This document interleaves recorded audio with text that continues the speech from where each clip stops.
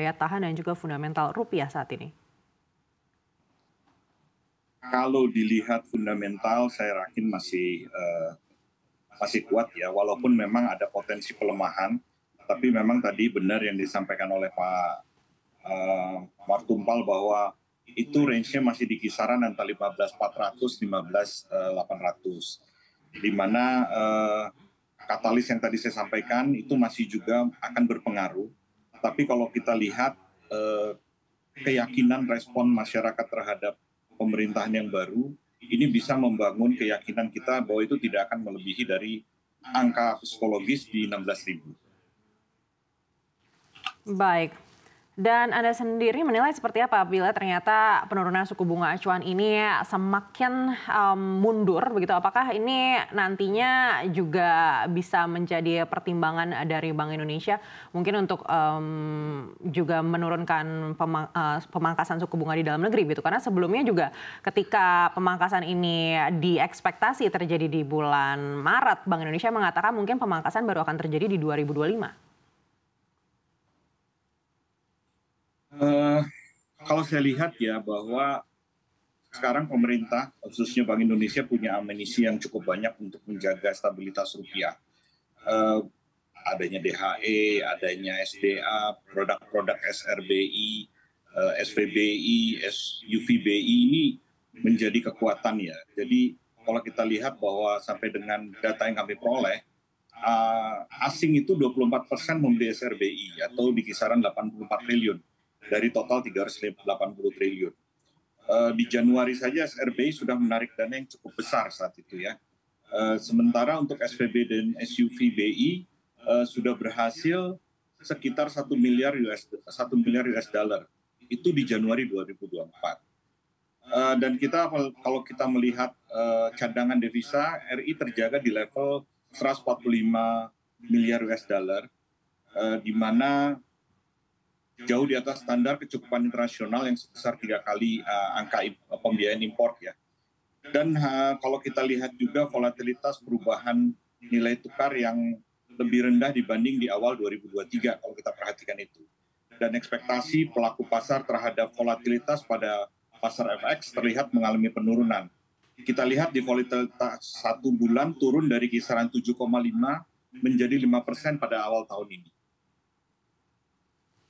Baik, apakah menurut Anda ada ruang bagi Bank Indonesia untuk lebih dulu memangkas suku bunga acuan sebelum The Fed melakukan pemangkasan?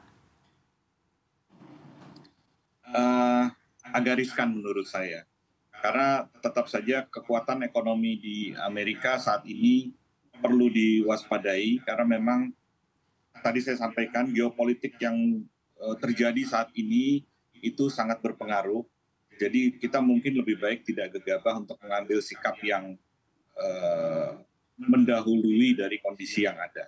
Pak Mika, Anda menilai seperti apa efektivitas amunisi yang sudah dikeluarkan oleh Bank Indonesia, terutama kalau kita tahu instrumen investasi ini kan sebenarnya ini adalah instrumen lainnya begitu yang kemarin bertujuan untuk menstabilkan rupiah begitu. Tapi jika melihat potensi ekonomi Indonesia di tahun 2024 ini, apakah menurut Anda tetap saja Bank Indonesia harus jor-joran mengeluarkan instrumen investasi ini?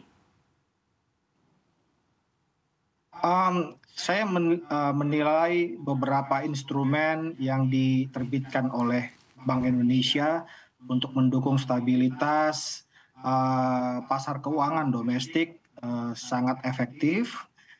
Juga saya melihat intervensi Bank Indonesia di pasar FX, kemudian juga di pasar obligasi dapat menopang stabilitas di pasar FX khususnya dolar rupiah dan juga pasar obligasi Indo-GB, sehingga kita bisa melihat saat ini tadi saya sudah sampaikan kurs kita bisa turun dari 15.800 di awal Februari ke 15.600. Kemudian kita juga melihat yield obligasi 10 tahun kita bergerak menurun dari kisaran 6,7% ke arah 6,5%.